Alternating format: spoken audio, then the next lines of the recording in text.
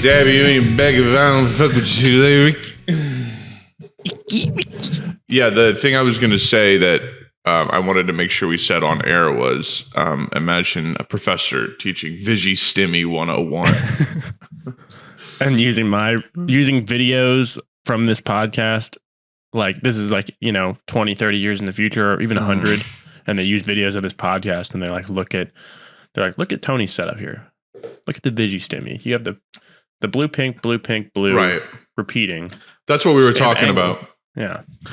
And Tony was doing this. He was like, just kind of see. It's kind of Vigi Stimmy. You see the Angies? You see them Angies? This is Vigi Stimmy. What were we talking about when we were just geeked? Like, we were like, and when you die, someone comes up to you with like a review of all the movies you've seen and be like, Jupiter Ascending. That Vigi Stimmy. You're talking about the nurse that would do that. That's her only job. You're on your deathbed and her only job is to come in and remind you of all the Vigi Stimmy. Remind you? Yeah. Because it's like, Stimmy though. Because we only get one life, but during this life, you get some Vigi Stimmy. Only if you seek it out, though. That's why we always go for as much Vigi Stimmy as possible. Do not starve yourself of Vigi Stimmy.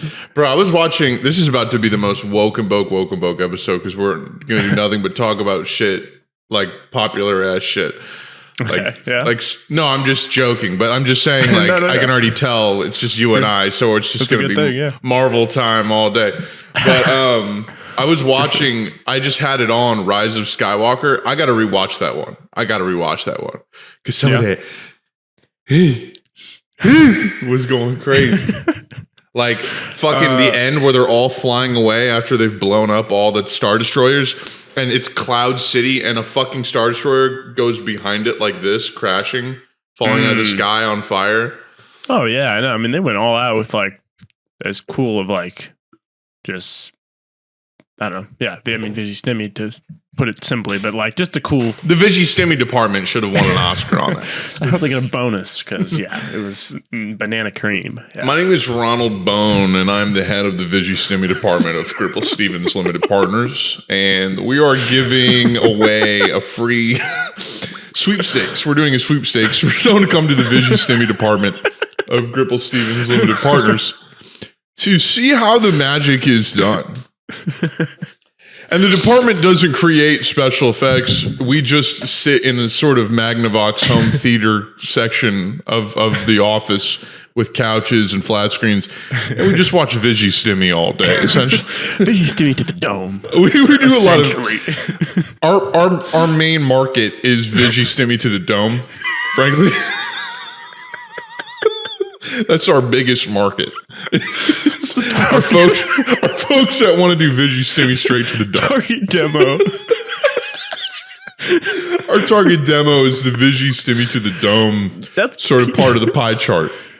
Men, women, anyone that doesn't fit in those two categories from ages 1 to 9. From ages sperm to casket, just Vigi Stimmy. Those that would seek it to the dome. Those that dare seek the Vigi Stimmy can come here. We have in-house grippers, which is what we call joints. And we give them to you, and you can smoke that. You can take goobers, which is what we call lysergic acid. Take as many of those as you want, and just get that Vigi Stimmy. He's talking in front of like an E3 size like press conference. And it's Peter Dinklage. Days of Future Past with that mustache, just saying all of this. Ronald Bone, head of the Vigi Stimmy department. Ronald Bone. We're creating, folks, we're really creating a whole universe. We have Ronald Bone, who's the head of the Vigi Stimmy department at Gripple Stevens Limited Partners. And then, which is a subsidiary of Skull Guy LLC. And then the sort of like, Blackwater security, private security arm of that corporation is run by Bone Johnson, of course, General Bone Johnson, ex Special Forces. Obviously. Like you would know that if you saw them. They obviously, they're not related. They don't look alike. Yeah, like, come on. I don't know. I think we should make a Gripple Stevens film someday. We should write a comic book That's just We should completely. capitalize. That's honestly, dude. I mean this. I mean this genuinely. I'm not even doing a bit right now. We should make a Gripple Stevens graphic novel because we could literally just draw whatever we want. You could, and you could draw The Rock. You could draw all that shit, and it'd be like intellectual property theft, but we could release it for free. Type shit. I have like, I feel like good ideas for like cool sci-fi adventure graphic novel stories. So it'd be cool, like, because the only way I'd want to do it is if it had like, a good story to it. It had like some substance to it, but like it didn't take itself too seriously. Obviously, it's Gripple Stevens. Like, no, it should be hardcore the Gripple Stevens lore. Like the Vigi 100%. Stimmy department, all that shit. It should be like Hitchhikers, where it's like absurd because it's the Gripple Stevens verse, but it's like, it's got like a 3-act structure. It's got an arc. It's got development. It's got a good story, world building. Yeah, exactly. And some just like writing that, like, I don't know. I read a lot of comics, so when you read a comic that like really like kind of blows your mind, it's like a noticeable thing. I feel like, and when I read comics, there's so many comics right now that are coming out that are terrible. I'm like, it's not that hard to write a comic. You're like, have you been to the Vigi Stimmy department in the last couple weeks? They should be there. So I'm all about that. I love character design too, and I think I could probably come up with more Gripple Stevens verse lore like every day. It's just going to require copious amounts of marijuana and LSD to do it. Yeah, 100%. When there's no shortage to that. I was making motherfuckers die laughing last night. We were at this restaurant, not even a restaurant, it's a bar in Brooklyn, really nice bar. Sort of pub. Good cocktails. Not a pub, very swanky, trendy bar, low key, low lighting, really nice. I might even go there again today. It was so nice. But swanky shit. And I was telling everyone about our experiences, and I described the taking the pizza out of the oven thing. Oh yeah, of course, classic. And the way I described it, I was making Maxwell die laughing. It was like, you got to understand, because we were on, I know we've talked about this probably 16 times on this podcast so far, but it's one of the best experiences Tony and I have ever had. But like, I think one of those goobers, the Orange Boys, I think was double dose. I think each one. Sure. So we did 2.5. So I think that's 5, equivalent to doing 5 at once, basically. Possibly. Possibly, Mr. Potter. Mr. Potter. How could you possibly do that much acid at once, Mr. Potter? 5 goobers to the dome. How much the Whomping Willow will give you 5 goobers. Try to fight the Whomping Willow or 5 goobers, Mr. Potter. You'll never be able to do it. It hasn't been done at Hogwarts for 100 years.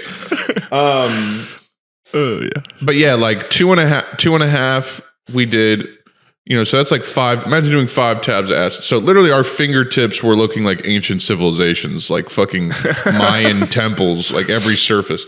That's how I describe it. Everything looked like an ancient civilization from like way up in the sky. Those TikToks you sent me is like a great example of like, yes, it looked exactly like that. It looked exact. I will drop it in right here. It looked exactly like this.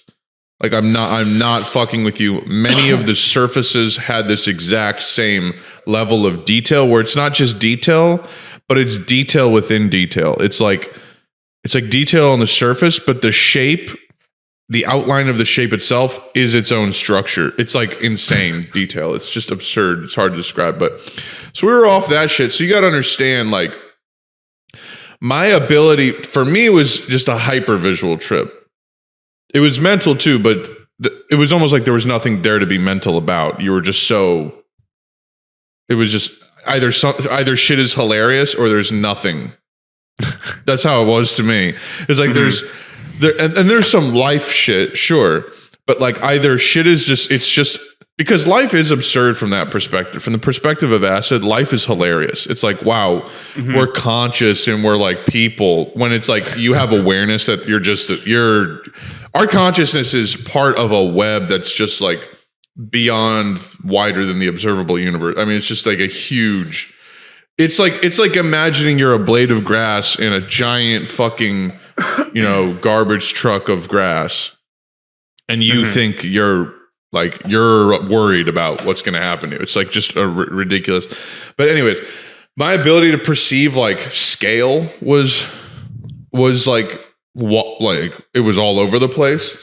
And also symmetry. Like I can distinctly remember everything I looked at had symmetry to it. You could see the pattern, the mathematical symmetry to everything, the size of it, how it was hitting everything around it. I mean, it was just like incredible. It was just your brain on turbo graphics mode. Because that's the other thing. People were joking about that video, like, oh, his graphics card is fucked up. Your brain is a computer, and like when you take that shit, it overclocks your brain so that you're like perceiving shit like a really powerful graphics card running. So your brain literally was hot. My head was hot at the end of that day, just from tripping.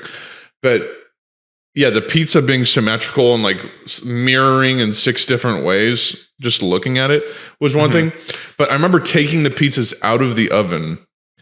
We've mentioned this many times before. We were peeking. It's part of the lore of the podcast. I don't know if that's like a separate lore or like it's like a sister lore, to the Gripple Stevens lore, but it's part of it. Yeah. Oh no, this is how the Gripple Stevens, well, I guess Gripple Stevens really starts with the 3 of us. That's really where the Goobers predate Gripple Stevens, but we're taking the pizza out of the oven, and it went from being just a normal pizza, like in my hands that I can see, like scale wise. It went from that to, in about 3 seconds, as I was taking it out of the oven. Imagine you're in like an airplane and you're looking down on like a cornfield, like that perspective. And then you have God's hands holding the entire ground that you can see in your hands. It went from normal pizza size to feeling like I'm holding the fucking hemisphere of the earth in my hands. Because the pizza looked so deep and wide. That I was like, I can't do this. So I was making motherfuckers laugh talking about that. Cause it's just when you get to that certain level, I want to get those orange boys, man. We need them. Anaranjado, I believe is the correct term. And we will acquire. Anaranjado? Isn't that orange in Spanish? I think that's a seltzer, isn't it? Naranja. Naranja? No. I just looked up orange in Spanish. I think you're thinking of like blood orange. Orange in Spanish, yeah. I just typed it in. Naranja versus anaranjado. I think naranja is like the fruit. Oh, orange color. Yeah. I don't know why it would be different. Color naranja. Okay. Well, because no other fruit in English is called just a color. Okay. It's saying naranja versus anaranjado. So they do have a different name for an orange and for the color orange. So yeah, good for. It'd be like if we called an apple, if we called them reds or something. Right. Can't get a pack of reds. Yeah, man. But I forgot what I was going. I guess we would need to do more of that goobers. Oh, and the other. So this was the point I was going to make is like no more goobers to the dome. The frequency at which we do these. Grant, give me a 0.5 chocolate of shrooms, like a 0.5 gram chocolate. Yeah, just like a little chocolate. Weird. And I ate it, and I barely had a trip. I think I barely even was aware. I'm not even certain I did fully trip. I had like a little bit of like a mental kind of clarity and upness. That's like when we did the pod in Max's apartment. Kind of. We did this stems or whatever. I remember that. But yeah, anyways, I did that, and Grant was like, are you feeling anything? Did you feel anything? He's like, and I'm like, I feel a little bit. Yeah, it was okay, but it was like not notable at all. I wouldn't call it like a trip at all. She's like, dude, that'd be tripping me out. And I was like, you were like, pussy? Pussy? No, it's just more like, I feel like the more often you do this, I feel like your brain just kind of becomes like, okay, why do you keep putting me here? Why do you keep making me? Why do you keep like I think your brain starts to push back a little bit when you do it more frequently. Like in two ways, I think one, it obviously I think it becomes less potent over time a little bit. I think you can still trip easily, but I'm just saying, like, I think a little bit, just because your brain has so many experiences in it that, and also I think there's a permanent thing that happens to your mind that, like, you know, you're a little bit more comfortable and used to it and shit. Oh yeah. Well, doing it a second day in a row was crazy, because all my apprehension about being around people or like anything like that, it was gone, because I think I was just so used to it. I was like, okay, I can, not make a fool of myself if I needed to go in public. Because like, yeah, when you have issues like depth perception problems, that's not good to take into public. No. Like, I love everything about it, like how it, like ego death and just change in perspective and all that. But yeah, I'm aware of the physical dangers that come with doing a lot of it, because you're like, yeah, that's why I didn't want to fuck with the oven. I was like, you're like, can you help me with this pizza? I was like, no. You did though. You eventually did. Eventually, but at first I couldn't. I remember that, and you were literally just like, no, I can't. I was like, I really don't want to get near that oven that I could accidentally touch, because like I just, space and distance and my, all that kind of stuff is it's a little mixed up right now. It's a little goobered out. I also told them the story, which I've told on here before, but the most bugged out I've ever been by you in my life. And it wasn't even like a bug out, but the most bugged out I've ever been in my life was when we were about to start watching the movie, and I set the pizzas down, and I look over to you and I go, do you want a slice of pizza? And this motherfucker goes, I literally could, or I couldn't. I could go either way. I literally could do either. I could do either one. And I was just like, okay, do you want to watch the movie? And you're like, sure. And then we just started. Because you were just like, could go either way. I feel absolutely just nothing. I feel nothing. I have no desires really at all. I'm just alive. Yeah, man, it's nice to have no desires. Yeah, it's trippy. And that was the other thing I was going to say is, like, I feel like the more you do this, the more you're comfortable having freaky trips. Sure. The more used to it you are. Because I've had some freaky trips in the last 6 months. Like the time I was on Molly, tripping on Molly at LCD, and the guy was like mugging me and like fell over on Trish and all this shit. Not actually mugging you. No, but like looking at me and shit. And I'm pretty sure he recognized me looking back because he went to shake my hand. Yeah. So I don't really know. I can't really tell. He was just fucked up though. Yeah, it was fucked up. But it was fucked up because I was fucked up. Then the situation with you. And then fucking, I had a friend fold on us when we were at a techno show. I was rolling on Molly. Yeah, you did. Like a month ago. Had a guy fold on us. Pass out. I'm telling him, pass out. And that was from shrooms, believe it or not. I don't know what it is with shrooms and causing motherfuckers to pass out. I think it's just the thing with like your body has to sweat through them every time, on the come up. You kind of just have to like, your body's like, oh, this is like foreign. This is weird. And it's different every time. And every time that's been the experience is like kind of getting hot and sweaty and uncomfortable. And then you just kind of get past that and you're like, wow.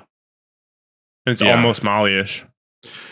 And then I had a batch with Trish where we did shrooms, and we did white albino, like shrooms, and they were freaky, bro. When shrooms are stronger, they get freakier. It's the freakiest drug. It's a freaky drug. Acid, it's not as freaky. Acid to me is just like, you're just like, it's all math. It's all just beautiful geometry and math and stardust.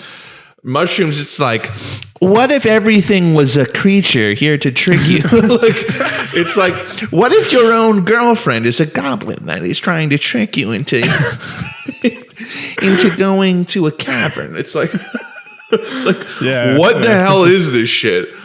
It's like so ancient mushrooms. They're like a secret of because it's acid is created, but mushrooms are natural.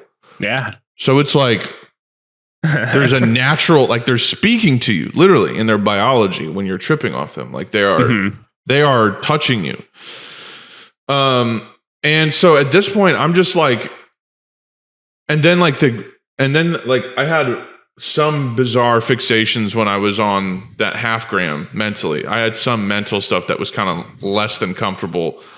So it's like, I'm getting to a point where it's like, I kind of like it to be a little freaky. I don't like a freak out, but it is like that shit where, remember when shit was like scary in childhood? Yeah. Like where you would actually be scared in situations, like, if something crazy would happen, it would really rattle you. Like, I don't know. There's something kind of like, whoa, that was trippy. Like about like, even the bad shit. There's something like kind of crazy about it. The adrenaline of it and stuff. The adrenaline of it. The like, I don't know, just like, I don't know, man. I don't know what it is. I don't like it. Like I could see having an experience where I would want to stay away from them for a long time. Mm-hmm. Like if it was too bad. So I don't want that. And I have been more into, if I'm going to party, I'm going to just get some drinks rather than like pop some shrooms or something. Yeah. Recently, so I'm like, why don't I chill?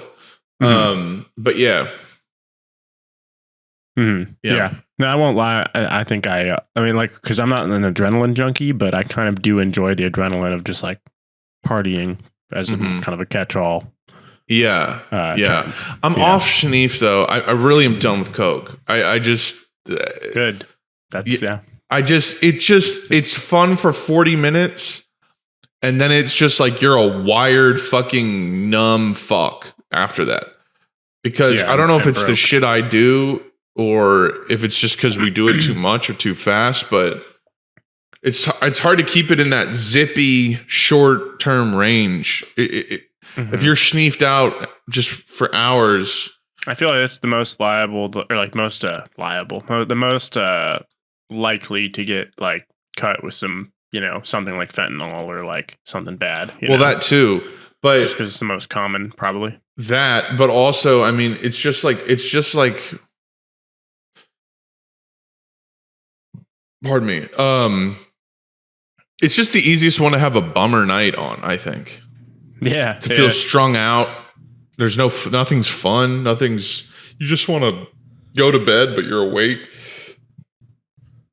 I think it's the easiest one to get a bummer night off. And it can kill you. I mean, it can literally kill you. None of these other things except alcohol can kill you, really. I mean, acid and shrooms, if you do too much, can give you trauma. It's like they can give you PTSD, but that's why you don't go in public too much on them. Yeah, of course. Yeah. At least I don't. I know some people fucking love it, and I'm like, bro, no, I'm good chilling, like where I can change the vibe at my will. Yeah, man. Yo, I forgot something, Tony. What? I forgot to introduce the podcast. Well, I'll be 24 minutes in. Get to Got to introduce the podcast. Listen up, folks. If you enjoyed that conversation, that's basically what the show is about. We just kind of chop it up and talk about shit we're into. It's kind of like becoming a new... I feel like it's not... it's obviously not a secret that we're into drugs, but I don't hear a lot of podcasts talking quite as cavalierly as we do about them. I hope that doesn't come back to bite me. No, it won't, dude. Honestly, the modern corporate world doesn't really care what drugs you do. Yeah. Like, they care way more if you're saying like racist, sexist shit than they do about you just doing some drugs. Like people really don't care. That's kind of how the modern. Just take it from me. I know people hiring people and all kinds of shit, and I've talked to people, and it's like, yeah, they don't look at your Facebook and shit like that unless it's like political, unless it can be a PR problem. Drugs are not really a PR problem anymore. But anyways, ladies and gentlemen, it is Monday, March 21st, 2022. Welcome to another episode of Woke and Boke.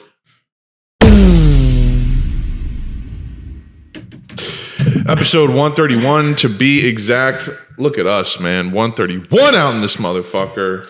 I am your host, Connor Boyd. You may recognize me from TikTok on your For You page. May also know me from Instagram or Twitter or just whatever. You may know me from Jaded Forum. Who knows? Regardless, this is our personal little slice of pie. It's our little friendship podcast. I am always joined by my best friends from the Great Gateway to the West, St. Louis, Missouri. Unfortunately, we are missing one third of Woke and Boke. Max Sanza cannot be with us today. He's a busy man working live sound at Red Flag in St. Louis. Say hi to him if you're ever there. And we are joined today, however, by a guy I've known since I was in. We've probably taken baths to get but we probably bathed each other. We probably bathed each other. I think sponge bathed. What, like once a year, every year? Yeah, 27 We've years. been bathing each other for gosh darn 2 decades at this point. A man I've known since I was not even old enough to probably shit on my own. I've probably known you before I was potty trained. Who knows? When your parents had to squeeze the poop out of you. Yeah. Like a toothpaste. Just squeeze me from my top of my head Roll down. you up, your whole head. Just like pushing the soft skull in on the top of my head. It squirts out like hand sanitizer. We're joined by the one, the only Tony motherfucking hair rub. Woo! Oi. How you doing, man? I'm well. Your Vigi Stimmy game is going stupid right now. Yeah. I don't know if you saw, but the Vigi Stimmy is dumb right now. Is dumb. Yeah. Every week we get together, the three of us usually, to catch up in the latest and greatest in video games, music, movies, TV. Tony reads a lot of comics. It's all that shit. Current events, drugs, obviously, fast food, druggos. Sometimes just shit we're interested in. It's really just an excuse for us to chat once a week and do what we enjoy, which is potting. Subscribe to us if you're not already doing so. If you're a listener, we'd appreciate a sub on our YouTube. Just Woke and Boke on YouTube. We've reached the 500 subscriber mark. Very proud of that. Appreciate all y'all who do sub. It helps us out. Follow us on Spotify also, if you're not already doing so, if you're listening to this. So you don't miss a single episode. You can also join our Discord where we hang out all the time. I'm playing Skyrim and, Halo Infinite, all kinds of shit. And you can also follow us on Twitter at Woke and Boke Pod and Instagram at Woke and Boke Podcast to get updates on the podcast every week, and reach out to our Gmail, wokeandbokepodcast at gmail.com with your questions, comments, and suggestions, and we will read them on the show. Links to all these are listed in the show description. Tony, what's up, man? It's like maybe in that drawing I was doing, I should be with the one with the glasses doing like pushing them up with the glare on it, because it's like I can kind of get that. Like I just kind of see that. Yeah. That Gendo Ikari from Evangelion shit. Yeah, no. Tony drew a pretty fire illustration. I'm thinking we make that a T-shirt, frankly. Mm-hmm. A T-shirt and a hoodie or something like that, and just get that shit to the people. That would be fire. Yeah. If anyone listening runs clothing brands or anything like that and wants to collab on some shit, let me know, because I just want to make quality shit, but I don't want to deal with the logistics. I just want people to be able to kind of drop ship it to themselves. But I want to be able to do it. I want to be able to make quality shit though, and I don't want it to cost $1 billion. So I don't know. We'll see. I'm honestly wondering if it's like I don't know. Part of me feels bad about the idea, but like coming up with.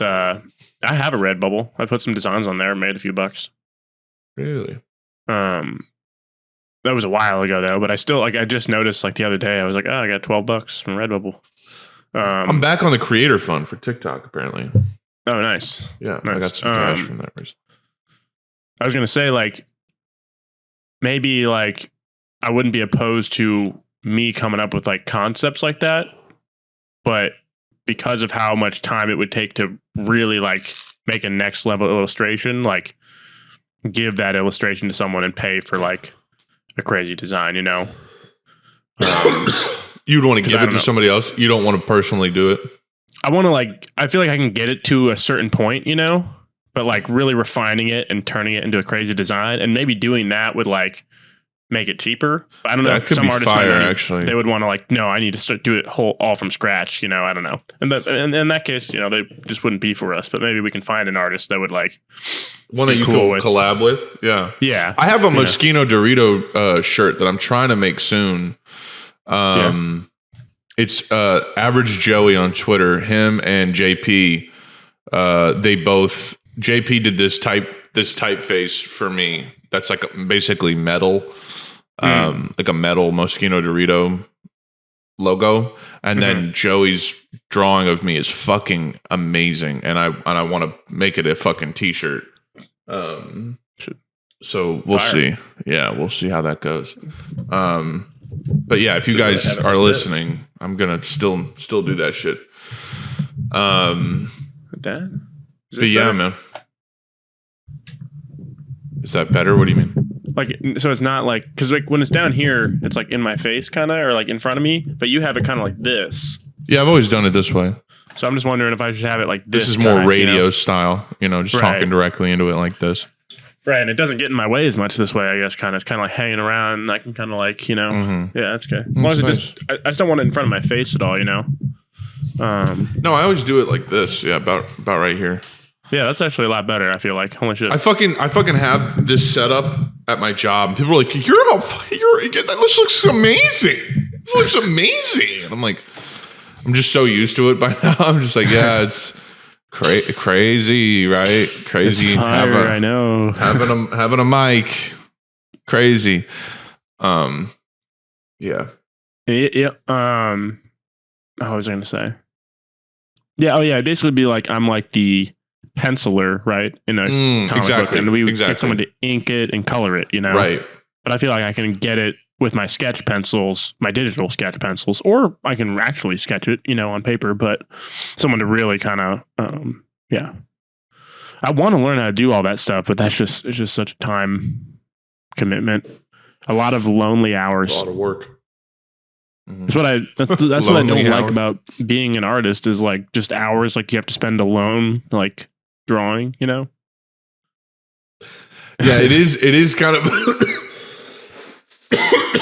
a skill that's aligned more towards loners like Robert Crumb or something like that. Just this guy who just spent all day drawing by himself. I'm so much more social, but I have the ideas and some baseline abilities. So I don't know, maybe it's not as bad if I just kind of sketch stuff out, and kind of use my ability to get my ideas on paper. And then you can draw, and it would not take long for you to hone your illustration skills more. No, I know. I mean, I still consistently practice it. Yeah, no. I mean, I have literally it's like riding a bike with me. I just need to refine it. But yeah, I still no, I can draw crazy perspective shit. People that stuff that people struggle with, a hand coming towards you. You saw it in the drawing I sent you. It was my hand is literally handing a doobie to someone. I'm pretty sure. And the fingers. It's are that meme out. of the blunt. I don't know that one. The gun, the hand with the gun that people Photoshop on top of shit. Mm-hmm. But yeah, no. So I don't know. But that would still take a long time. It'd be nice to get a design out because I don't know. I've also been thinking about I love how pure Woken Boke is and like capitalizing on it and selling stuff, making it like a brand and all that kind of stuff. Kind of. No, I just want it's a disheartening dope a little shirt. bit, but that's all. It's not disheartening. No, I know. We've never done merch. We've done 131 episodes. We have no merch. It's just it would be fun to do one. It's just at the end of the day, I just want to have a cool fucking Gripple Stevens verse themed fucking Woken Boke shirt. I think we should have a few things. We should have like a main Woken Boke shirt, a Gripple Stevens one. Maybe eventually a Ronald Bone. That Sesame Street shirt you have where it's like Elmo. You can remake that. Yeah, with Ronald Bones, Scott Jim, and J-Bone Free Guy or Skull Guy. Yeah. Skull Guy is way better. Yeah, I'm thinking Ronald Bones, Scott Jim, and Skull Guy. Skull Guy. Mm-hmm. Skull Guy's really the Dr. Manhattan of the. Although no, that's really Scott Jim is the guy that he's the beginning and end. Scott Jim is like the main character. Yeah, Scott Jim, and then Skull Guy's he's like the Dr. Manhattan. He's like this. Yeah.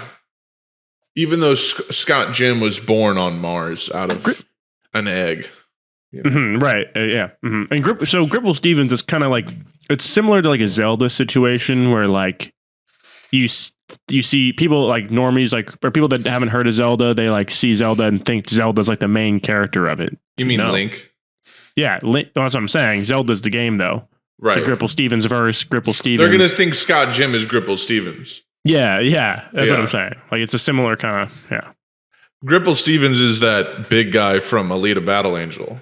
That's who Gripple Stevens is. No, it's the British guy. I thought. Well, they're both Gripple Stevens. That's like different forms. At different points in time, perhaps. Gripple fucking Stevens, mate. Yeah, he's the one that said you don't want to get between a Gripple and his Stevens. Wouldn't be wise. That's true. Don't want to get between a Gripple and his Stevens, mate. I just think the other guy, that was Gripple Stevens, but the other big guy says Gripple Stevens. That's like his Pokemon thing where he only says one thing. He's like Gripple Stevens. Gripple Stevens. 100%. Yeah. And then he's like, I'm fucking Gripple Stevens. Bro, I have no idea how we landed on that, but we were dying. And it was so funny because poor Max was not quite at the same altitude we were. He was like, I just don't. It's like, I can't quite. I get it. I'm laughing, but it's also like there's a level of like ancient alien language we were speaking. Yeah. From that, we're just like, Gripple Stevens. Oh man, yeah, no. This has been a funny episode so far. I feel like we've really let people into the. We fleshed it out. We fleshed out quite a bit. Yeah, this has been a good episode so far. Give them a little taste of what's to come. Yeah. I mean, this is what I hope to eventually be talking about. Just purely Gripple Stevens related material. Turn into like a fully Gripple Stevens enterprise. Yeah. The show becomes just called Woken Boke featuring Gripple Stevens. The Woken Boke Gripple Stevens show. The Gripple Stevens show featuring Woken Boke eventually. Yeah. Woken Boke presents Gripple Stevens. That's the name of the podcast. That would be a crazy name. If we change the name of this shit to Woken Boke presents Gripple Stevens. The Gripple Stevens verse, yeah. The Gripple Stevens hour. Yeah, man. Yeah. You guys get what we're talking about. Anyways. The thing I was talking about with like war casualties and shit is just because I read something. I've just heard that a lot of Russians have been killed already in this Ukraine shit, and I read this. I forget what website. I think it might have been CNN, but it says one such assessment found that approximately 7,000 Russian troops have been killed so far. But that figure first reported by the New York Times is on the higher end of U.S. estimates, which vary between the U.S. and its allies because they have no precise way of counting casualties. Some estimates place the number of Russian troops killed in Ukraine at about 3,000, whereas others suggest more than 10,000 have been killed. Dude, like, just Google casualties of different wars sometime, because 10,000 would be more than we lost in Afghanistan and Iraq combined. Over 10,000? I thought you said 50,000 in Vietnam, ding dong. Oh yeah, Were you Vietnam, listening? right? That's what it was. Yeah, yeah. That's the way you panic. You getting that? Wait, you said That's misinformation. Yeah, no. yeah. And I just think, damn, y'all are getting clapped by little Ukraine. They got them Stinger missiles. They got the care packages. They got the fucking kill streaks. That's the problem. Right, yeah. They're like, Cluster they're strikes. sending in jets, but they're like, dog, I have a Jav. What do you want? I have a fucking Javelin missile. I have a Stinger. These missiles that China has that are they like fly too low for the anti-missile defense systems, and they're too fast, or like I don't know. That's so sick. Yeah, that's insane. And they're gonna send one at us for sure. Oh yeah, we're getting, dude. The thing is I think mutually assured destruction is a thing, and I also think there's too much goddamn money flow for it would have. There's too much goddamn money flow for them to fuck the world up that bad that quickly. They'll let it happen over time due to climate change because you can position yourself in ways to exploit such crises. But a war is just like that. Just fucks things up for everybody. That's what I've always said is like no one wants to be king of the ashes. You know, there's no point. You have always said that. I forget. I have said that more than one time. Tony will just be playing, Republic Commando, and he'll look up and he'll go, "No one wants to be king of the ashes." I keep playing. What was that, Tony? You're like, what? Your eyes went full white when you said that. I don't know why. Yeah, I mean, true. I mean, war and conflict is beneficial to capitalists, but I think outright global, international conflict, like World War III type shit, I don't know if they want that shit. No, it'll just be proxy stuff.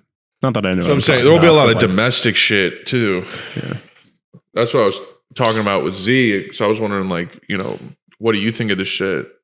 And like, do you think we'll have World War III? And he pointed out that there will also be domestic, like countries within themselves will have a lot of violence. They have been. Yeah, none of this shit is new, but no. And it's also like, yeah, like honestly, like even though the world does seem really desolate right now, I think it's just always been this desolate. We just know about it now, I mean, that's not a new perspective either, but I feel like we forget that sometimes, like, because like World War II, like you said, it was, what was it, like 24 million Russians died. 24 million Russians died. 400. That's Russian soldiers and civilians. It's like 24 million. Then you got fucking 6 400 million people killed by in the Holocaust. That's a separate figure. I'm saying. No, I know. I'm just saying that's 30 million people just dying in World War II. Right. Or I thought that's what you were adding up. Sorry. No, I mean I was just looking at like 7,000 Russians have died in Ukraine. Oh, yeah. If there's 10,000. Like, all right, let me just look it up. Afghanistan, U.S. casualties. 2,400 in the whole campaign of Afghanistan. Only 2,400. U.S. soldiers? United States military deaths. Iraq casualties, which is just crazy. We went to war twice. 460,000 deaths in Iraq. But that I don't think is us. No, that's no way that we had almost 500,000 soldiers die in Iraq. Yeah, 4,400, including both killed in action and non-hostile. But then you get that figure, 31,000 wounded in action. WIA, pretty crazy. That's a lot of people came wounded. Back and had fucked up lives. A lot of them. Yeah. And then, but so it's like you're adding 2,200 plus 4,400. You're close to that's already kind of close to what Russia's already had in 3 weeks in Ukraine. I mean, it's just absurd. Yeah. That is crazy. And then you look at Vietnam War, U.S. casualties. Basically, I'm trying to say a lot of Russians are getting fucked up. 58,000, which is like crazy. Like we used to have wars where 60,000 Americans would die. Yeah. Like that's and you could insane. Get drafted into and you could get drafted. What a different fucking world. And then before that, you look up World War II. and it's fucking 405,000 Americans died. Now, if you look at World War One, let's really think. World War One casualties, mobilized soldiers. Oh, only 117. So yeah, World War II is the most bloody, war of all time, obviously. So if you think about it, that's like, a reductionist or whatever, but like shit's better than it ever has been because we're not having 405,000 soldiers die in wars at a time. We kind of ended modernity in that sense. Yeah. What's that? Modernity? Like the let me get a definition of modernity. I thought that was like just the act of being modern. Like the modern era. The modern era. The modern era lasted from the end of the Middle Ages to the middle of the 20th century. Modernism, however, refers to the artistic movement of late 19th and early 20th century that rose from widespread changes that swept the world during that period. And then you have our modern era, which is 1946 to present, which you could argue is the late modern period, which I'm looking up. No, the late modern period is, I don't know. But then like modernity kind of refers to like, late Middle Ages to the end of World War II. Because I feel like end of World War II, it was like, all right, the world almost killed itself. We nuked Japan. We're done. Now brings in the age of, military industrial complex, neoliberalism, and like the modern late capitalist or whatever it's called. And what would you say? And like, not abusing. What is abusing plus utilizing together? Exploiting people differently. Not sending them off to war, but like doing it in a way that can make you money. Like George was over last night. He made a great point. Like the Nazis in World War II, that's very much like peak modernity. You have this like symbol, you have this fascist architecture. There's a certain fascism to modernity. It's like tall buildings and hierarchy and greatness and Art Deco and all this like kind of fascist shit where it's like, modernity is finally conquering all humans almost. And that's kind of like what Hitler represents when you think about it, is an extrapolation of the idea of modernity, that like it's about innovation to the point of abject control of all aspects of life almost. Like that's what, innovations throughout history have led towards, of like more ways to innovate new ways of getting more control and more. Like if you just plot that along, but no, that modern era is really interesting. Like it really was like 1900 and 1920 is kind of like peak modern. But then I agree that like the end of modern history is like the end of World War II.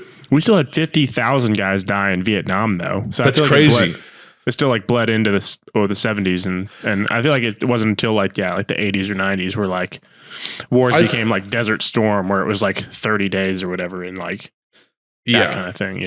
I mean, Vietnam is definitely like the peak of the Cold War, which is a different war. Yeah, that's kind of like proxy wars, and that was kind of the peak of that war. But yeah, I mean, I don't know what I was saying about all this, but it's just the casualties, and I mean it's just crazy how they're getting fucked up over there. It's crazy. Russians are getting fucked up over there. It's crazy. Yeah, I would not want to be on the ground level of a modern conflict, frankly, with the technology they have for war. Yeah, well, of course not. Ridiculous. That's why I would never allegiances to like countries in general. That's what we're talking about, man. That would send you to die. I just don't. There's nothing. Why are you nationalistic or proud or allied with an entity that basically is a brutal wall of structure that is enforced by coercive violence to make you act and behave a certain way that you have no actual true say in? It's all virtual. It's all fake. The whole democratic process representative democracy, which is an oxymoron. Like, why have any allegiance to something that would fucking put you in jail or on the street the moment you stop doing the, cog turning activities such as going to work, paying taxes, et cetera, et cetera. Like, why even? You got to ally yourself with human beings, people that are under the thumb of this world, that are working class and shit. Where it's like, yeah, we're kind of like forced labor. It is still. You'll starve if you don't work. And you won't work a lot. You'll struggle to work if you don't have a degree that sometimes can cost tens of thousands of dollars. So yep. It's just crazy what you're supposed to have by the time you're done with high school. Your parents are supposed to have that money ready for you. It's quite a tall order. But yeah, no, I think it's crazy. And, I have no dog in this fight. It's just two countries fighting. It's Russia trying to gobble up one of its neighboring territories. That's all it is. But they're getting fucked up, dude. 7,000 clapped. That's a lot. 7,000. They're supposed to be a modern. It's like they're supposed to be as advanced as we are. Yeah. I mean, we'd never have that in 3 weeks. If 7,000 American soldiers died in 3 weeks, like. Well, first of all, we would never invade some place that we wouldn't just completely glass before even stepping foot in it. Whereas they're just like, let's send trucks and envoys in there. They're like, okay, we're going to shoot you with Stinger missiles. Yeah. They do bomb the shit out of Ukraine, but I mean, like, what we did to Afghanistan, it's like, we peppered their ass. It was just bombing for nights and nights and nights. It's crazy. But yeah, man, the figure happening on World War II, an estimated total of 70 to 85 million people perished, or about 3% of the 2.3 billion people on Earth in 1940. Wow. We have like 3 times more people on Earth than in 1940. 1 out of every 33 people. Deaths directly caused by the war, including military and civilian fatalities, are estimated to 50 to 56 million, with an additional estimates of 19 to 28 million deaths from war-related disease and famine. Crazy world, man. Crazy fucking world. Anyway, should we read a fucking email? I mean, do you want to talk about some stuff first and then get to that last? Or because I definitely want to talk about some. We got all day, man. We can talk about whatever you want. You were the one that was like, dude, this is going to be a classic Boker with all Marvel and all that. And we haven't talked about any of that stuff. So I was just curious. I didn't know if you were trying to wrap it up with the email. I mean, we're at the 52-minute mark, which is usually when I've liked all the stuff we've talked about. Well, we can talk about we do. I mean, I always feel like we always talk about that Marvel shit anyways. Well, I mean, I'd like to. We could touch on the Batman now that you've seen it. Get your thoughts on the record. About it. Yeah. We also in the future don't have to be like, halt, we need to talk about this, because it's harder to cue up my thoughts when I'm like on the spot about it and I'm not really like feeling passionate about it, because I feel like we've talked about Batman already a lot. I was planning on talking about it, but we had just other interesting shit to talk about. The people so like know, we could, dude, what did you think of the button? So we could save it, but we can touch on some of this shit. Okay, I mean, the Batman, I wrote a letterbox review of Batman. It really summarized my thoughts pretty much completely. Go check it out if you haven't. My letterbox is just Moschino Dorito. Go peep it. I write movie reviews. Now I basically just write a full review for every movie I see, which is time consuming, but yeah, for real. I enjoy it a lot. Because like it really just helps me. Remember if I have really interesting thoughts, if it's a film where I'm like, just liked it, couple thoughts, here you go, I'll do that. But like Eternals, I just had a lot of thoughts about that. And then, Batman, to me, it reaffirmed kind of like the thing that I felt, which is like, this movie's fantastic. It's so cinematic. It's like, I don't know, it's just so perfect. Like, why can't we get something why do we always have to get movies like this from comic books? Like, why can't we make comic book movies that aren't based off of comic books anymore? That's the thing for me. Because, like, you look at, like, Watchmen, 300, you know, even shows like The Boys. Like, well, I mean, but there's nothing wrong with something coming from comic books. I mean, comic books are the perfect storytelling medium, right? Like, they're so cheap to produce. But I think you don't understand the deeper point here. The point is not that comic books aren't great and comic book movies aren't great. It's just that we don't get anything original. There's no original American film anymore that's not placed in somewhere like, oh, this is art house Oscar shit over here. It's like our blockbusters used to be new, interesting ideas. Jaws, Star Wars, you know, they were interesting new concepts. And about Inception. It's why it's one of my favorite movies of all time. I mean, it is exactly that. That's why Christopher Nolan movies are fucking incredible, because they'll sell out and they'll be good films. Actually, you know, Spielberg was like that. You know, Zemeckis with fucking Forrest Gump and shit like that. I mean, it's just like, even though Forrest Gump is not like, I wouldn't say that's like I mean, it's a great work of art, kind of, but it's not like, it's very propagandistic and shit. But what I'm trying to say is, most movies are like very flawed now. They have cringy fucking dialogue in them. They're like boring sometimes. They're fucking just like not shot. Any sort of seriousness. They're not shot well. They're shot very boring, like a TV show. There's TV and movies kind of fusing together to create something that's not quite either. It's just like there's nothing truly cinematic anymore. And then you get something like Batman that's like, Matt Reeves as a director is fucking incredible.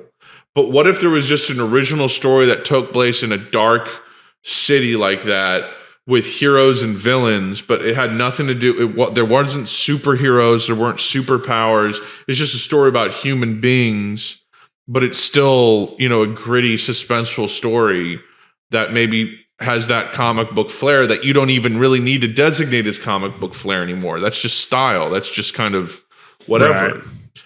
Why can't we have that? Like, that's what fucking bothers me, is like, this movie's so good, but it's the Batman. It's something that they've made 7, 6, 8, 9, 10 different iterations of. They've never really nailed it like this, though. Even Nolan. It was still a Nolan movie. But like, God damn it, 7 tries? Right. You better fucking nail it. I mean, that's the only reason this film probably came out. The last thing anyone's asking for is another Batman movie after all this Ben Affleck shit, Nolan shit. Fucking, then you have the fucking 90s shit. And then the 80s shit. It's just like, oh my God, so much shit. There's Batman video games, multiple Batman video games. There's Batman TV shows, all kinds of shit. No one's asking for this. That's why when it came out, I was like, are you fucking kidding me? They're making another Batman? Like, God damn it. It's the same thing with No Way Home. It's like they're getting to a point where it's like disorganized. It's like annoying. It's like how the X-Men movies are all named as different shit. At least the original series were. Like X-Men, then it's X2, then X-Men 3, The Last Stand. It's like, God damn it. Yeah. So what I'm trying to say is, like, I really do feel that way, man. I want something as good as the Batman, but that's not fucking... That's an original IP. Right. You know, make some goddamn original. That's what fucking Pixar does. That's why they win every goddamn year, because they make an original fucking story. Well, now they're making sequels, though, or they've been making sequels for the past, but like the first 10 movies, the first 10 movie run was like flawless. But you think about movies that are just wildly original and they're well made and they're blockbusters with broad appeal. I mean, you're talking about Star Wars. You're talking about, you know, I don't know, Predator or something like that, or fucking Terminator.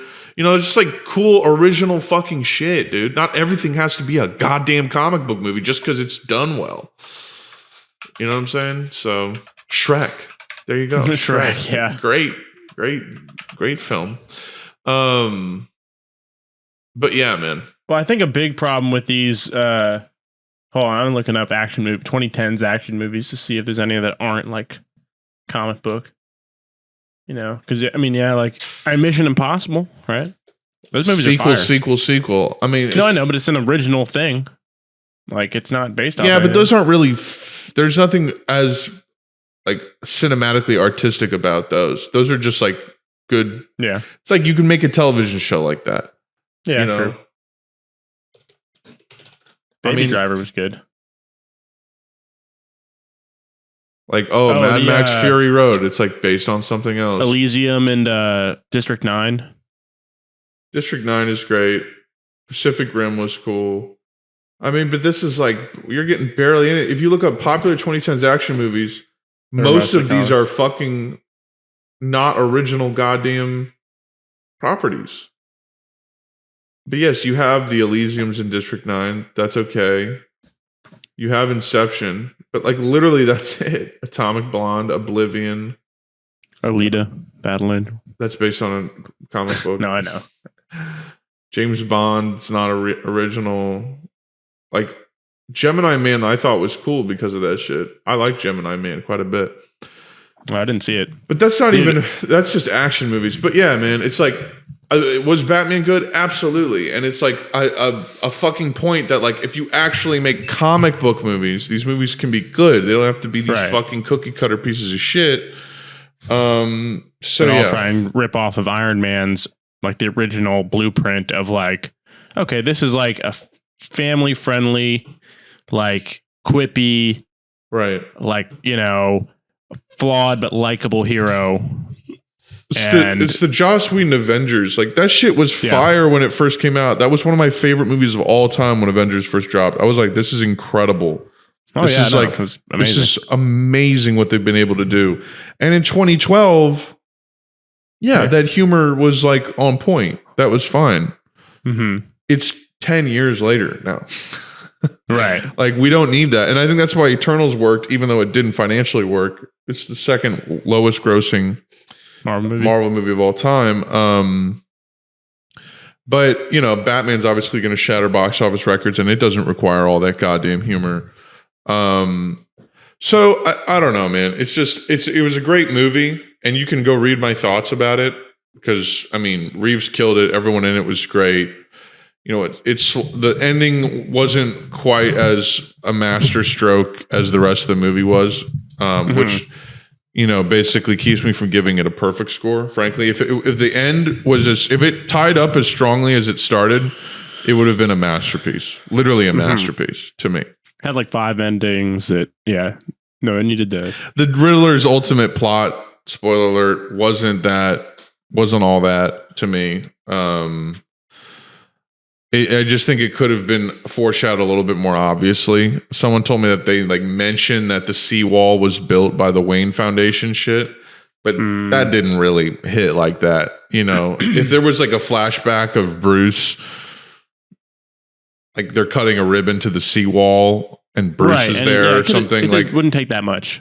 No, it would take very little. It could be a fucking headline in a newspaper, you know. That gets a close up that holds for a couple seconds. You know, it wouldn't have. But yeah, man. My buddy also said like you could have taken Catwoman out and not that much would have changed. You know, I'd have to think about that.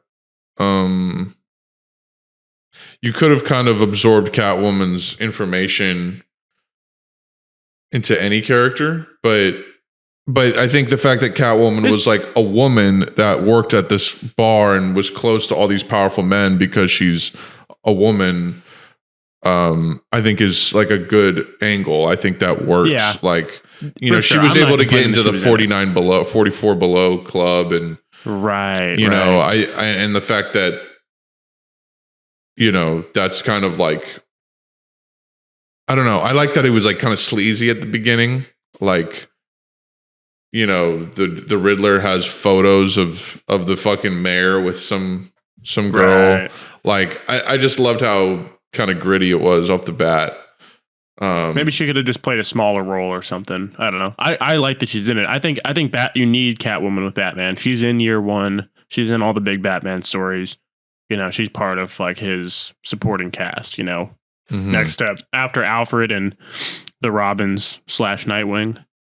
It's also just nice to have you know, like Rachel was doing nothing in all those movies. Oh yeah, for real. She was Both very actresses. Kate Holmes and yeah. Gyllenhaal, Maggie Gyllenhaal. I mean, like she definitely called Bruce out on shit, but it wasn't like she didn't really do anything. They didn't give her a lot to do. She was just like kind of reactive character. But yeah, I mean, should have picked a Bombshell. I mean, goddamn. I mean, they're both pretty women. Come on now. They're pretty. They're not up to my standard. We're not going to sit here on Woke and Boke and just talk about women's appearances. Rate them. What would you rate them out of 10? No. Girls need to get hobbies, bro. Have you seen that clip of the guy who's like, have you ever met a woman with hobbies? Fire. Knitting and cooking and raising the children? Fire. Like just the most trad Taking page. Care. Just the page. The patriarch. I'm calling it the page now. That young page. The young page. It's called the young page, and it's taking over the world. You better get used to it. Yeah. We're trying to overthrow the page. All right. No, but I was making a point. Yeah, I mean, just having. Oh, my point was going to be that Zoe Kravitz was fire. We'll positively speak on women's appearance. Fire. Fuego. Fuegar, dude. I would let her like crack my head open with a crowbar like a fucking encyclopedia. Like I would literally let her split my shit down the middle with a chainsaw. Like literally kill me. Yeah. So fire.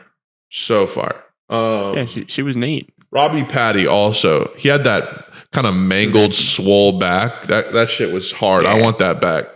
I want that fucked up, mangled, lean back.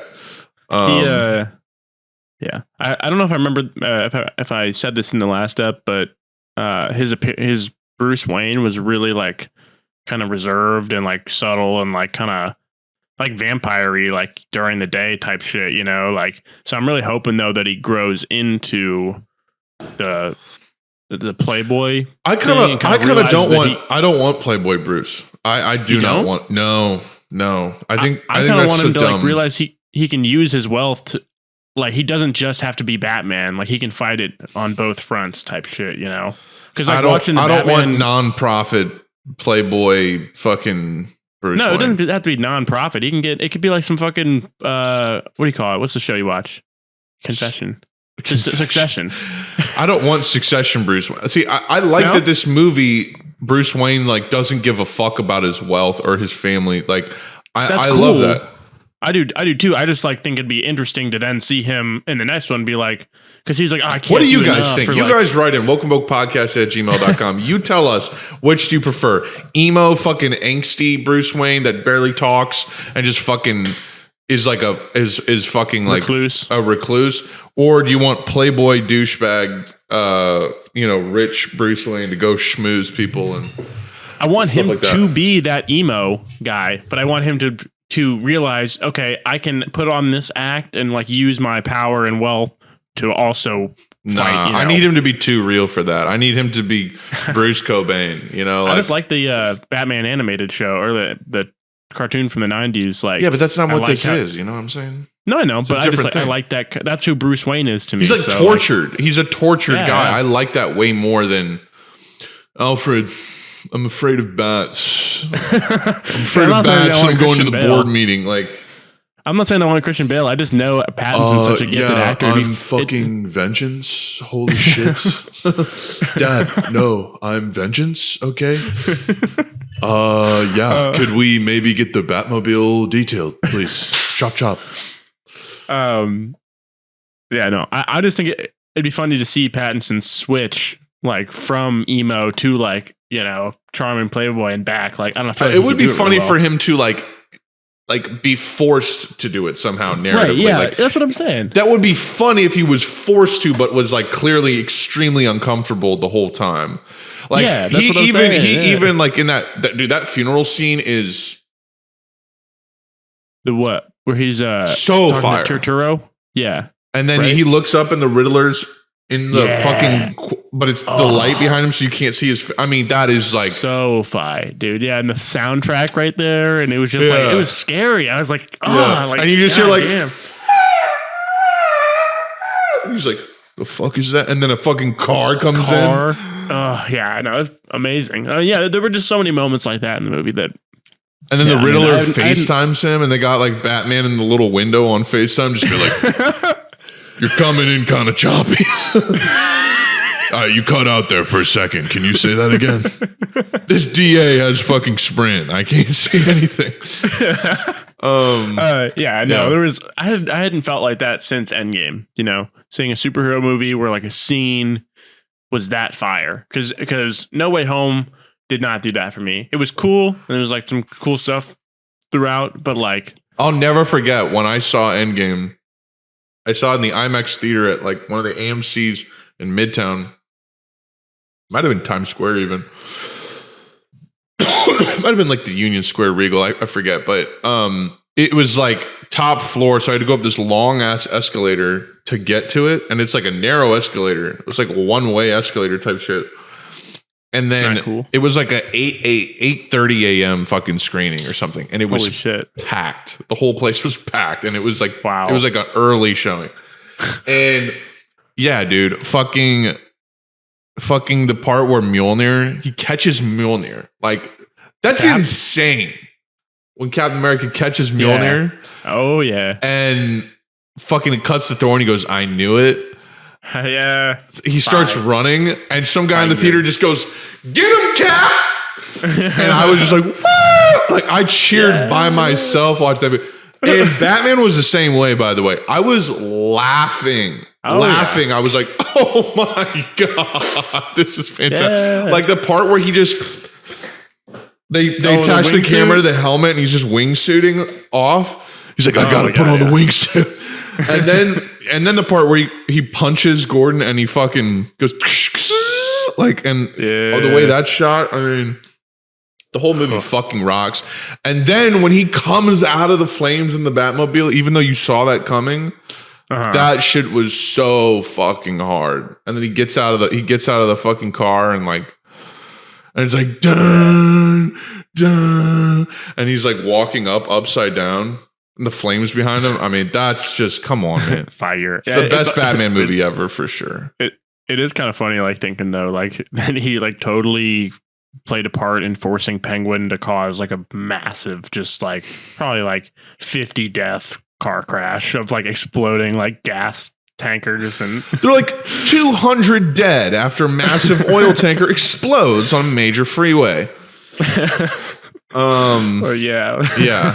And Batman's like, "Did you see how I came out of the flames? That was sick." It literally cuts from that to them like interrogating Penguin at like a abandoned building. Yeah. And Gordon's probably just like, "Good job, Batman. Good job. Good job how you handled that. We needed to make sure a giant explosion happened. We needed to catch him so that we could get some info out of him and then leave him here." Yeah. Get some info that is barely anything.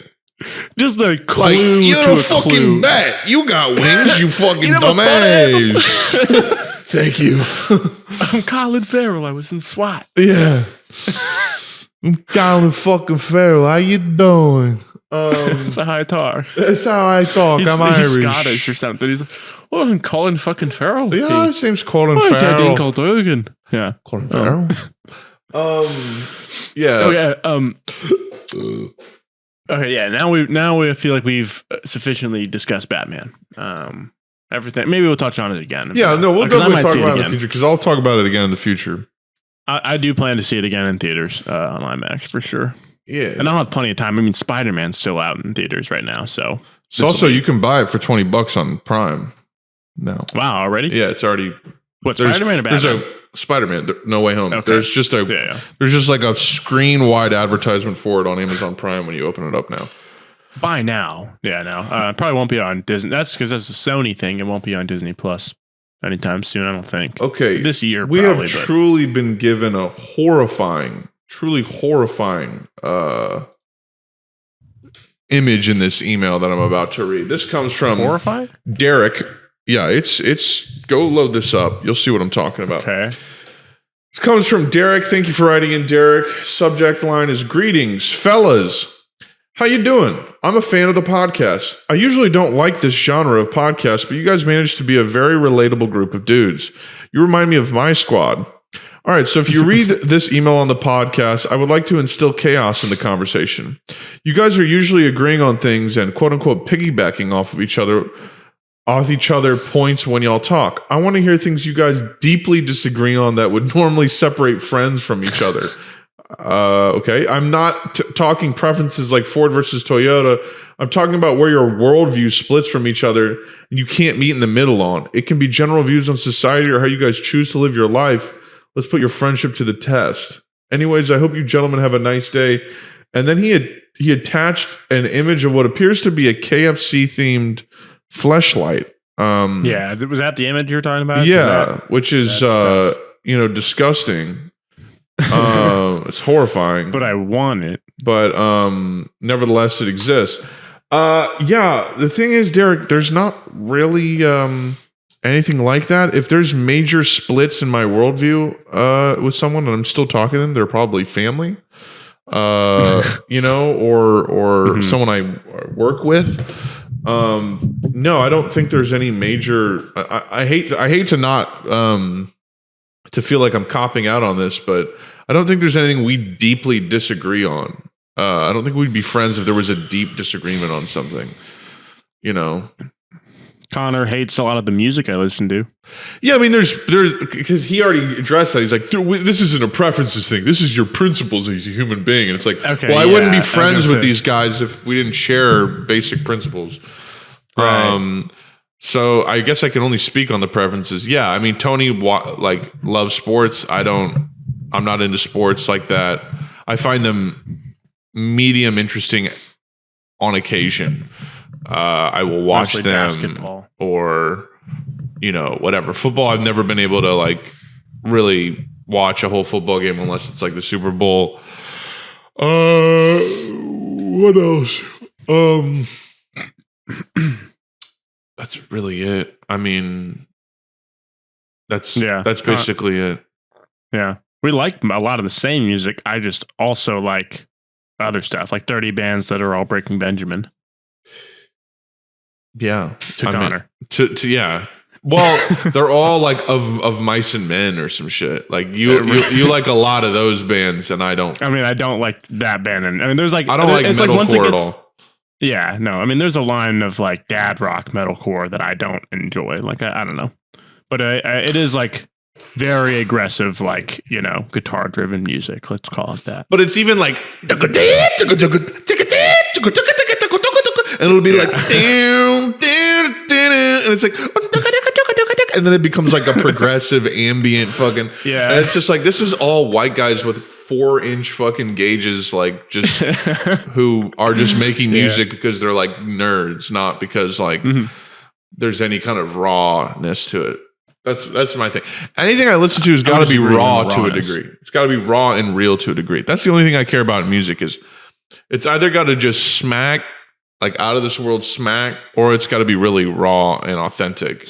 So, yeah, well, I mean, I've definitely refined like my taste because a lot of it is just like technical for the sake of it, Exactly. That's what I'm talking about. It just feels heartless and like, I'm very mechanical. Mm-hmm. So yeah, like that's why like dubstep became boring to me after not that long because I'm just like, there's nothing here. It's just like a year. Wow. Yeah, and then it's like you have dubstep, but then trap music comes in. You're like, oh, this is way better than fucking dubstep. But then there's people that love dubstep still. So, dude, yeah, I have friends on Facebook and they're just like posting these giant festivals with like 100 artists, and I'm like. These are all like musicians, I guess. Let me look up festival with the most artists of all time. What is the largest music event? Woodstock was a 3-day, turned out to be the most popular music event in history. What? 50 historic music. All right. I'm really bored. I can't find this shit.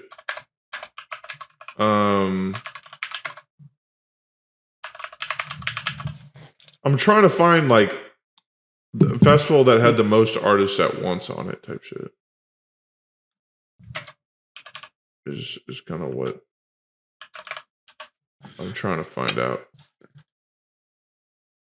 Glastonbury. Anyways, yeah. So that's really the only major aesthetic differences. You know? I'm trying to think. Oh, Connor doesn't like beers that aren't like straight up like Budweiser or something. Yeah, I'm more partial to a lighter beer than Tony. Tony loves these stouts that are like 10% milk stout, sour bullshit. I like IPAs. Yeah, IPAs. That shit isn't always the vibe for me. I prefer a lighter. You like a man's beer, like a beer. I like a more lighter beer. I love a Pacifico, a Heineken, a Stella, you know, a Sapporo, a Kirin Ichiban, any of those types of beers. 5-6%ers. I love 6 Point. I love, you know, all that stuff. Mm-hmm. Yeah, I'm that type of guy. I think it's the German in me. I like the lighter beers. We used to have this thing where it's like I would used to take like 1/4 gram dabs, and Connor wouldn't like to do that. So that's like Tony used to take dab ropes that were like that long. I have videos. I need to dig those up. You need to dig up a video, of you doing a huge rope. I'm pretty sure I have a video of doing a gram. Just so much top smoke though. Just like half of it wasted and just coming off the nail. Right. You know? Because like you can't get it all in time. Yeah. But yeah. I made sure to film for the record. I could probably do a gram dab if I was Oh yeah, for sure. Just chuffing through it, I could do that. It has to be one breath though, otherwise it doesn't count. Yeah, no. That's called how you That's called how you fucking prolapse your fucking lung. Yeah. Yeah, you have asthma, way worse asthma than I do. And hey, I stopped dabbing, you know, so I don't dab anymore. Look at the dab. Yeah. I do not dab no more. How you go big? You know I got asthma. Dude, yeah. But I don't know if you're trying to wrap up, but I did want to talk about just real quick how Middingshire, this Obi-Wan Kenobi trailer looks. That's so funny because you wrote it looks like nut, and I thought that meant good, like you're gonna bust. No, I meant nuts, like ball, like scrotum, like it looks like scroticular. Like scrotum. Why don't I watch it live right now? I'll lay it over the fucking episode. Obi-Wan trailer. Can you stream it in? I know you can't stream it in Discord at the same time. Let me. I'll just say starting. Do you want to pull it up? You can watch it in tandem with me. We can kind of be like, all right, starting now, type shit. Yeah. I've heard about it, and I've heard that Duel of the Fates is in it, and I just could not care less, humanly possibly. I only watched like a reaction to it, like a little bit. Are you watching the one on Star Wars or One Media? On Star Wars, Obi-Wan Kenobi teaser trailer, Disney Plus. Okay, it's got 13.4 views. Let me know when. Okay, 3, 2, 1, go. Oh, nice rack focus there. It's set on a sand planet, dude. Whoa! How conveniently low overhead for the production design. We lost. It looks like he's really there. All right, hold on. I gotta hear what this motherfucker's saying. Yeah, sorry. That zoom looked terrible. Oh, he's looking over fucking. That's Luke Skywalker, kid, I guess. I mean, dope song, obviously. The Grand Inquisitor. Wow. Jedi.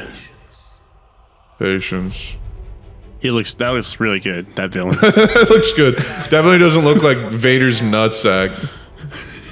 Their compassion leaves a trail. These shows are so boring, dog. Green screen. Yep. Looks terrible. Fucking student film, fan film. Kind of cool. I like how like the fascist green like screen empire would have all these like female officers, like they'd be stupid looking, cool. Looked all right. horrible, boring.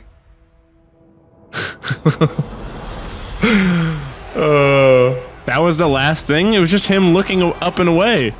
Are you kidding me? They have nothing to put in here, man. That was it. He literally, okay, this last clip is literally just like cuts to his Hope survives. It cuts to him looking down, and then he looks up to the left. Have you seen this and it's up like next Obi-Wan. thing? Ewan McGregor on Recruiting with Hayden Christensen. What? Hold on. No? Oh, never mind. That's not for That's me. just funny as hell, man. That's just... Bro, they have no... Look what they're doing to my face. Star Wars literally, like, when I was in high school, 2011, 2012, like late high school, early high school, like 09 through 2012. I used to say Star Wars was my favorite. Original Star Wars was I thought it was the greatest film of all time. That and Citizen Kane were my two favorite films of all time. Like, that I had seen yet. And I had seen some films at that time. Like, it wasn't like I'm just some fucking Middingshire motherfucker who's not seen anything. Mhm. I'd seen a lot of films, and I would still confidently say in film school that those were my two greatest films of all time. And they're two of the greatest films of all time for sure. I used to love Star Wars, original series. I used to be a fucking purist. Like, I literally bought as many Star Wars shirts as I could going into college. I wanted my whole wardrobe to be a Star Wars shirt. And this is before they sold to Disney. Like, I was just in it. You didn't know. There was nothing Star Wars happening. Nothing Star Wars was happening. I just liked Star Wars a lot because I like fucking Star Wars. Fucking Star Wars, Empire, and Jedi. I love those movies. I also now have a much, much deeper appreciation for the prequels because they were also trying something new, and they're not hyper-referential to the original films. There's not like a fucking one-for-one reference of all of them. I mean, the first movie kind of tries to have like some elements of... They all kind of try to have Star Wars-y structure to them, but not even really. Clone War, Attack of the Clones, and Episode 3 are like way different than Empire and Return.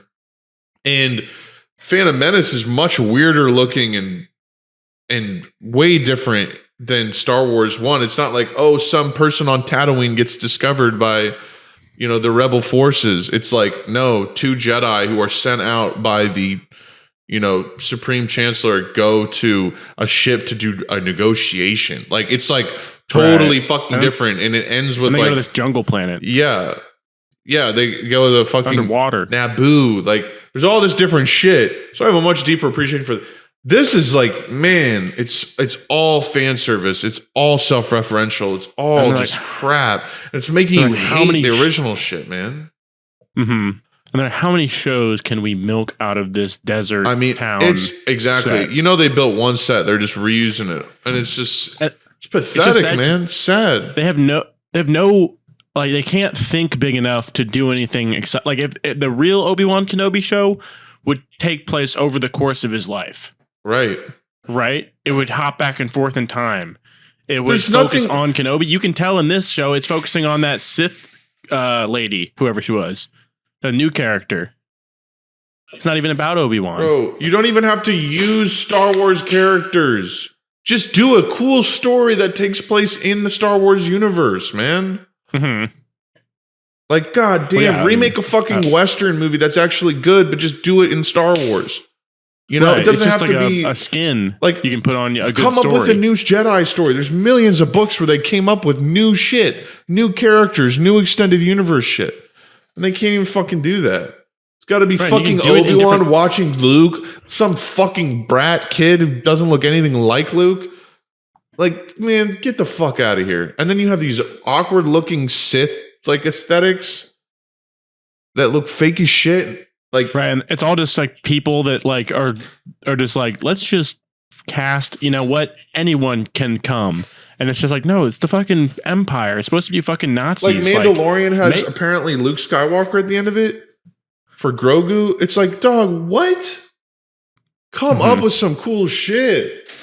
Dude, apparently in the, he was in, I don't know, was he in Boba or season 2? Or I forget what the fuck he basically CGI young Luke was in another show after that. And for his voice, they did like a AI sort of thing where it like composited every recording of him and made his voice from that, and it sounds so bad.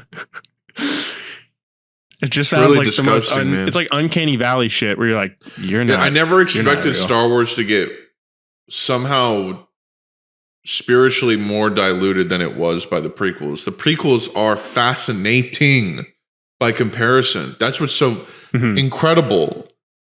The prequels are fascinating because they're straight from the mind of one guy. Right. One guy with all their flaws. They're straight from the mind of one guy's choices, one guy's writing choices, casting choices, production choices. All these things came from one guy, basically. You know? And he was the original creator of the shit. And he didn't even direct all the original ones. He just directed the first one. The other two were directed by Lawrence Kasdan or written by him or something. Or I don't know. Yeah, he didn't do, yeah. But he did all 3 of the prequels, right? He wrote and directed all 3 of those shits. Yeah, total control. And yeah, is he a fucking capitalist? 100%. But it's fascinating because he is a true filmmaker, George Lucas. He was friends with Coppola and Spielberg and Brian De Palma. They were the movie brats. You know, those were the guys that they were like the USC movie brats. So yeah, man, it's just crazy.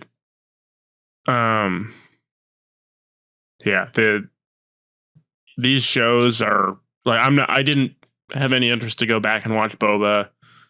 I'm not going to watch this. I'm not going to. I kind of want to, just so that I can confidently say, so that I can give. I feel like if I watch these, I can give the actual read on them, because I take them for what they are, but I can still be critical of them for what they are. You know. Mm-hmm. I agree. I don't know. There's a lot of other stuff I want to watch, you know? So if I don't watch that much stuff in the first place for some reason, you know? I read a lot and play video games. You read a lot? I like to get my mind off, or my eyes off screens, you know? Yeah. Yeah. No, I'm thinking about getting more into the graphic novel shit. Yeah, dude. You know, I have quite a few books that I want to read that are like about, you know, reality and systems and like philosophy and shit. It's relaxing, getting your eyes off screens and shit, you know? Yeah. Absolutely. And helps you focus on one thing at a time. Mm-hmm. I like to put on like sort of like epic music or like sci-fi dystopian like soundtracks and put them on low volume and read the comics, and it kind of really adds to them, I feel like. Yeah. You know? Yeah. So. Yeah, man. That's just funny. Just like, I don't know. I never thought Star Wars would be just fucked up this bad. Because it's like, let's just look. Disney projects in the works. Let's just look. Yeah, okay, sure.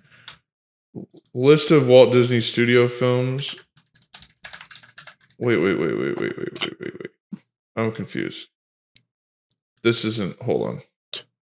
2020 through 2029. Hold on. I'll just look up Lucasfilm projects. Future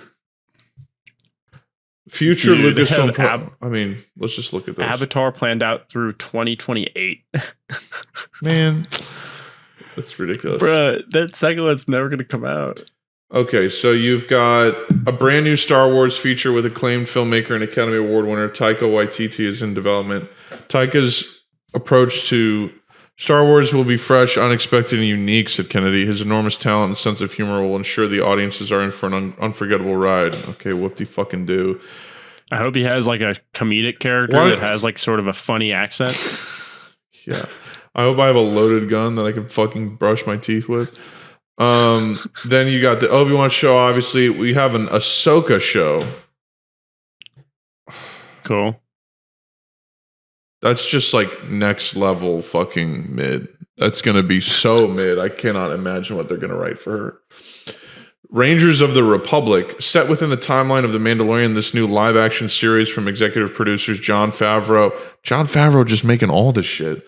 And Dave Filoni will intersect with future stories and culminate into a climactic story event.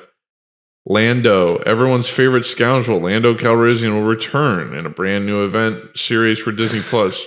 Justin Simien, creator of the critically acclaimed Dear White People and a huge Star Wars fan, is developing the story. Go figure. Andor, a tense, nail-biting spy thriller created by Tony Gilroy. It is set to arrive on Disney Plus 2022. Diego Luna reprising they're doing the Rogue One spinoff. Reprising the role of rebel spy Cassian Andor from Rogue One, will be joined by a fantastic new cast that includes Stellan Skarsgård, Adria Arjona, Fiona Shaw, Denise Gough, it's like cough with a G, Kyle Solar, and Genevieve O'Reilly as Mon Mothma. Okay. There's a sizzle reel on that already. It's coming. The Acolyte. Leslie Headland, Emmy Award-winning nominated creator of the mind-bending series Russian Doll, brings a new Star Wars series to Disney Plus with The Acolyte. The Acolyte is a mystery thriller that will take the audience into a galaxy of shadowy secrets and emerging dark side powers in the final days of the High Republic era. Star Wars The Bad Batch, I think that's already come out. Star Wars Visions already came out. And then they're making a Willow, which is, I think, a spinoff of, or no, it's a recreation of Willow. That movie, Willow. Honestly, dude, it just sounds like shit, dog. All that. They should have scrapped all those and made one good Obi-Wan show. They should put out one show a year, if anything, or maybe like 2 or something. So you could have another season the next year or whatever. But like, fuck that. The Obi-Wan show could literally just get a good writer who knows how to write evil characters. Make an R-rated show call it Sith. Sith, yeah. And it's like a Game of Thrones style show that shows the origins of the Sith over time. And each season is a new era of the Sith era. Mm-hmm. And then maybe the last season is whatever, continuation. I feel like writers just like don't understand how to utilize like jumping back and forth in time in a movie, Because like Obi-Wan, you could literally have it be like, for example, like it's the scene where he's fighting Vader in Star Wars A New Hope, and like that from a different perspective, and then it flashes to him as in a younger time in his life as it pertains, and something happens as it pertains to what's happening currently, or like just yeah. And the problem is they're milking something that already has a pretty thoroughly fleshed out shit. And yeah, but still there's a lot of time between shit. And it looks like they're just focusing on him post episode 3, pre episode 4, where he's just on a desert planet. And maybe that's a fine setting, a backdrop to it, because that's like a boring setting. But then show, like you can tell from the trailer, it's not going to show any exciting adventures. It's just going to be stuff happening in that town. Right. But it's also like there's not that much time. You're pretty walled off by story. Like the time, the time between episode 3 and fucking episode 4, Ben Kenobi's just on that planet watching Luke grow up. 18 years. Okay, great. But he's not doing anything in the story. It's supposed to be that he's not doing anything. He's just watching Luke. That's why I'm saying like that's fine as like the backdrop of the show, but you can tell it's not going to go outside of that at all. It's going to be all take place within the same few days, I'm sure. Right. And nothing. Yeah, it needs to be like, sure, he's just sitting in his house alone and he remembers like some crazy shit he did with Anakin or some crazy shit that he did, But that still forces you to create offshoot stories from shit that's already been made. Right, I mean, Obi-Wan's whole life from basically when he was a Padawan to when he was killed is already in movies. So in order to fucking have anything, F1, you have to take in fucking like, okay, before he was in Phantom Menace, all right, you need Qui-Gon Jinn again. So you're going to hire someone who doesn't look like fucking Qui-Gon Jinn, or are you going to do your disgusting CGI AI shit and have Qui-Gon Jinn? All right, ass. That's going to be ass. All right, what if it's between? What if it's a story about between Phantom Menace and Attack of the Clones. Okay, well then you either have to have Hayden Christensen, or you have to have fucking Ewan McGregor, or you have to make new people to be those characters, or you have to CGI them. They can't win in any of these situations because you're milking shit that's already been covered. You can't do anything with it. You can't do anything with it. It doesn't matter. They could do a new story. No, get new fucking characters. Come up with new shit. Stop obsessing over this Skywalker saga timeline. You have if you go on Wikipedia right now, there's thousands of years there's whole eras of Star Wars that are like, holy shit, show us how the Jedi were made. You've never fucking done that. Right. You've never done that. An insane ass show about that. Why did the Sith, Darth Plagueis, what is that? Darth Plagueis, where he killed his master, all that shit. The story of Darth Plagueis the Wise? The story of the Emperor. How did the Emperor get to where he was? How did he become a Sith Lord? How did he have Rey as a granddaughter, maybe? So he cloned himself. Someone, right? No, he cloned himself, remember? She's a clone. She's a clone of him? Oh. He had one made like Boba Fett just for himself type shit. Oh, I didn't remember Or something like that, yeah. She's like genetically made. Oh. Remember he was making clones of himself, remember? Oh. Huh. No, I have to fucking see that shit again. I was watching a video about why that movie failed, and it was because the whole sort of angle of like, oh shit, is she gonna accept his offer and turn to the dark side and basically let him become her or whatever? And it's like no one ever thought that was ever gonna happen. At no point did they hint that she was thinking about doing that. Right. They totally could have. It would have been easy to write that. Her looking like she was literally about to turn to the dark side and then she doesn't or something. Right. But they just didn't. He turned it into a blackmail thing where he's like, you have to accept my offer or your friends will die. Yeah. And she's like, no. It's just completely zero stakes. Yeah. I'll read the last. Okay, Rey transmits her coordinates to R2-D2, allowing the Resistance, now led by Poe and Finn, to follow her to Exegol. There she confronts Palpatine. He demands she kill him to allow his spirit to pass into her. The Resistance launch an attack on the Star Destroyers, and Lando arrives with reinforcements from across the galaxy. Ben overpowers the Knights of Ren and joins Rey, but Palpatine drains their power to rejuvenate himself. He incapacitates Ben and attacks Resistance. Weakened, Rey hears the voices of past Jedi who give her strength. Palpatine attacks her with lightning, but Rey deflects it using Luke and Leia's lightsaber, killing Palpatine before dying herself. Ben uses the Force to revive Rey. The whole making Leia a whole Jedi thing is just like so forced. That was weird. Because we never really got that in Return. This doesn't explain. It's cooler if she's not. Yeah. It's kind of confusing. It's not really explaining how she's. I'm pretty sure she's his granddaughter, I thought. It's something like that. It is something like that. Anyways, y'all write into us and let us know if we're crazy. I forget which one it really is. But yeah, man, it's just like that movie was decent. It was enjoyable.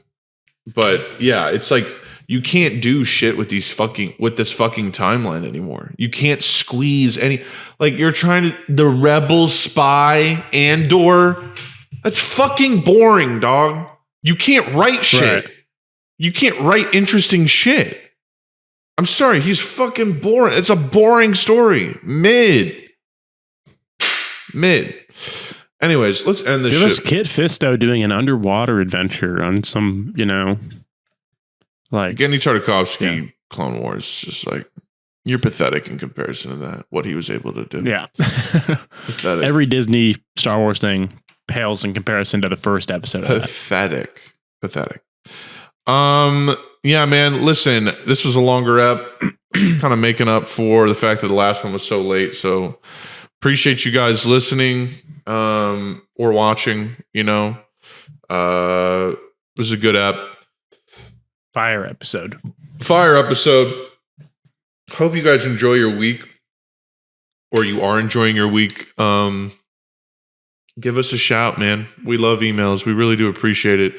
Even if it's just to say what up, appreciate you. Y'all have a good week and stay blessed and remain unstressed. Indeed. Indeed. All right, motherfuckers. That was Welcome Boke. Peace. Follow us on our shit. Peace the motherfuck out.